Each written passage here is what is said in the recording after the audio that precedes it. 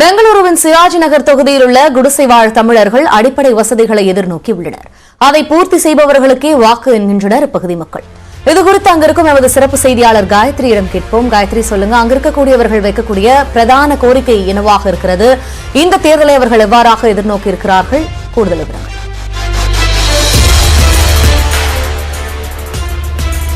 நிச்சயமா தாரணி, நாம இருக்கிறது சிவாஜி நகர் தொகுதிக்கு உட்பட்ட எம்பி கார்டன் பகுதி. இந்த பகுதியில பூர்வீகமாக நிறைய தமிழர்கள் இருக்கிறாங்க. கிட்டத்தட்ட இந்த பகுதியிலிருந்து மட்டும் 8000 வாக்குகள், தமிழர்களோட வாக்குகள் அப்படிங்கிறது வெற்றியை தீர்மானிக்கிற முக்கிய காரணியா இருக்கு. இருந்தாலும் பல வருடங்களாக இங்க இருக்கக்கூடிய பிரச்சனைகள்னால நிறைய சிரமங்களை சந்திக்கிறதா சொல்றாங்க. அதுவும் அடிப்படையில சாக்கடை, கழிவுநீர், இது போன்ற பிரச்சனைகள், தரமான சாலைகள் இல்ல, இறுதி நேரத்தில் நடைபெறக்கூடிய பணிகள்ல மிகப்பெரிய தொய்வு இருக்கு. அடிப்படையில இங்க இருக்கக்கூடிய அங்கன்வாடி கட்டடத்தையே இடித்துட்டு அந்த வசதி ஏற்படுத்தி தரல அப்படிங்கிற நிறைய குற்றச்சாட்டுகளை முன் வச்சிருக்காங்க. இந்த அளவிற்கு வாக்காளர்களோட எண்ணிக்கை அதிகமாக இருக்கக்கூடிய இந்த தொகுதியிலிருந்து தமிழர்கள் எதிர்பார்க்கக்கூடிய எதிர்பார்ப்புகளும் கோரிக்கைகளும் என்ன அப்படிங்கறத அவங்க கிட்டே கேட்கலாம். வணக்கம். என்ன மாதிரியான அடிப்படை பிரச்சனைகள் இங்க இவ்வளவு வருஷமா நீங்க சந்திச்சுட்டு இருக்கீங்க? இங்க மெயின் சேம்பர் கிளீன் பண்ணுறதில்ல, எங்களுக்கு காவா கட்டுறதில்ல. ரொம்ப வருஷமாக நாங்கள் இங்கே பாருங்க, நீங்கள் கொஞ்சம் அப்படியே திரும்பி ரிட்டர்ன் நாங்கள் பாருங்க போடுங்க, நாங்கள் வானன்னு சொல்லி தண்ணியாக போகிறதில்ல. எங்களுக்கு ரொம்ப எவ்வளோ கோசம், நான் காலையில் பார்த்தாக்கா அவ்வளோ கோசம் இருக்குதுங்க. அப்போ எப்படி பசங்களுக்கு நோவு வராதுங்களா? இப்போ எத்தனை வருஷம் நானும் வரப்பெல்லாம் கேட்குவேன், நான் கொஞ்சம் க்ளீன் பண்ணுங்க எடுங்கன்னு சொன்னாக்கா எடுத்து போட்டுடுறாங்க. நம்ம எடுக்கணுமா? இது நியாயமா அநியாயமா சொல்லுங்க.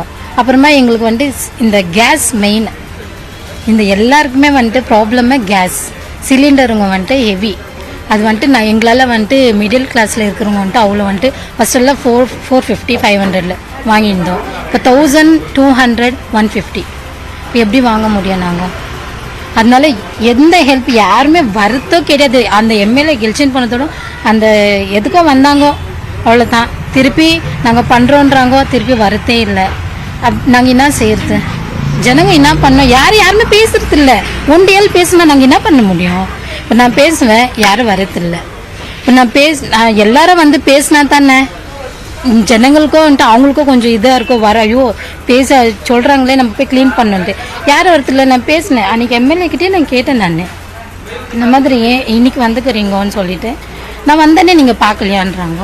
இப்போ நான் என்ன சொல்லணும்? எத்தனை வருஷமா இந்த கால்வாய் பிரச்சனை உங்களுக்கு இருக்கு? ரொம்ப வருஷமா இருக்குதுங்க, ரொம்ப வருஷமா இருக்குது. நீங்கள் கட்டி கொடுன்னு கூட நான் சொல்லிக்கிறேன். நான் அந்த காவாங்களே எங்கள் எல்லாருக்கும் மட்டும் எங்களது பாருங்க, நீங்கள் எப்படி இருக்கும்ன்ட்டு ஃபுல்லாக தண்ணியே போகிறதில்ல, இவ்வளோ கூட தண்ணி போகிறதில்ல. எல்லாருக்கும் நல்லா இருக்குவாங்க, எங்களது மட்டும்தான் இப்படி இருக்குது. ரைட். அதே மாதிரி இங்க இருக்கக்கூடிய அடிப்படையான சில பிரச்சனைகள்ல தரமான ரோடு இல்ல அப்படிங்கறது முக்கிய காரணமா இருக்கு.